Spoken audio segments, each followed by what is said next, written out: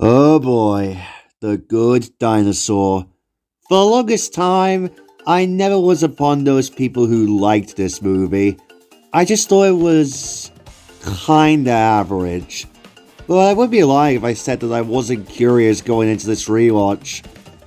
And now, I now think that this film is solid. Okay, look, I do kinda still think it isn't anything too special, but it was still a decent watch. Better than Cars 2, that's for sure. Now, I want to start by saying that I was, at first, a little hesitant on the idea of what the world would be like if dinosaurs never became extinct.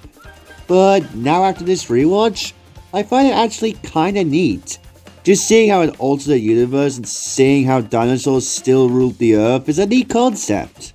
This movie follows Arlo, who, at the beginning of the film, is a bit of a scaredy cat. You kind of feel a bit of sympathy for him when he tries to prove his worth, but he can't because he's scared.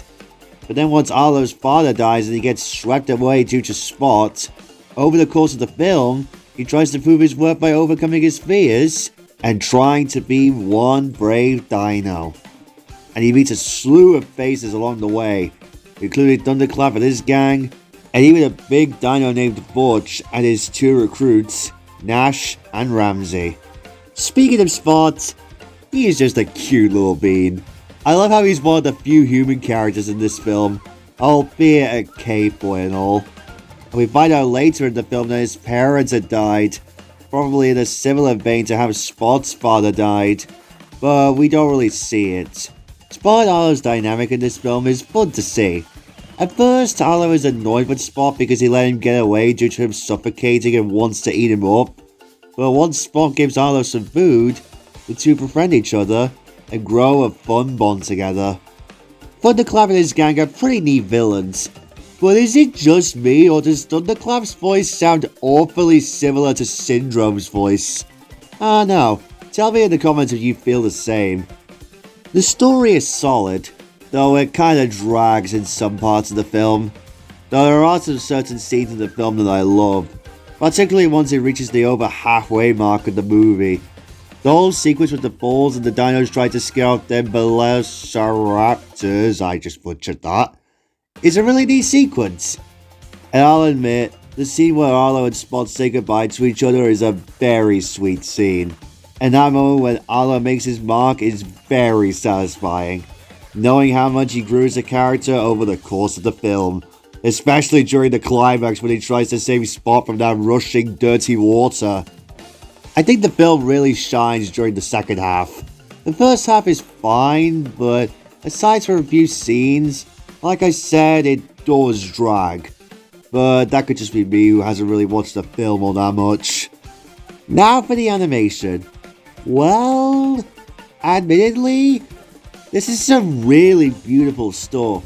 I really like all the sceneries with the mountains in the background, and there is some really cool lighting here and there. But I'm sorry, but I think I'm gonna have to agree with Tug that the character models for the dinos kinda clash with the beautiful scenes.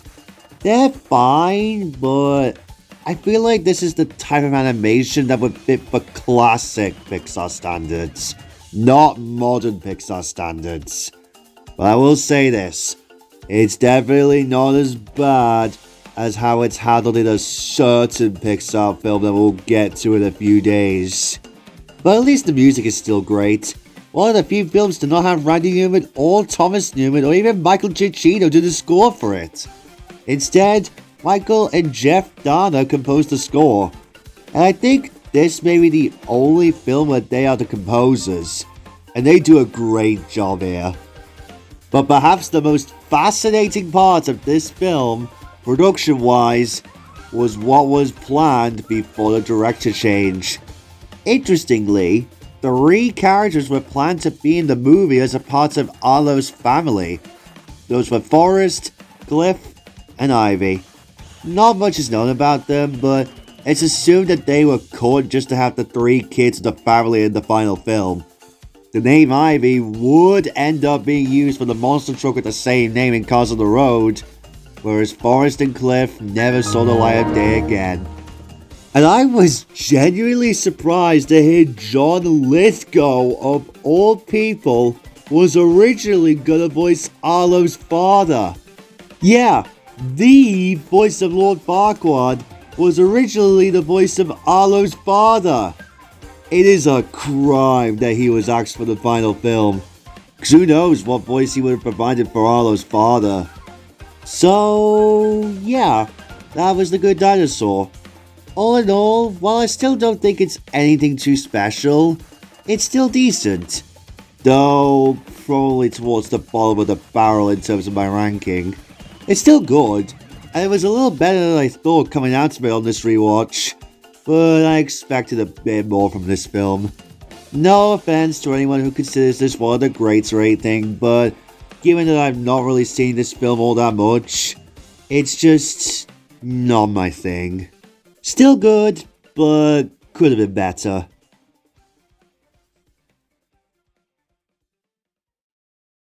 Oh, but this marathon is about to become all the better, because for these next 2 days, you are about to witness two of the greatest sequels ever made. At least in my opinion. And the first of the two banger sequels is tomorrow's movie, Finding Dory.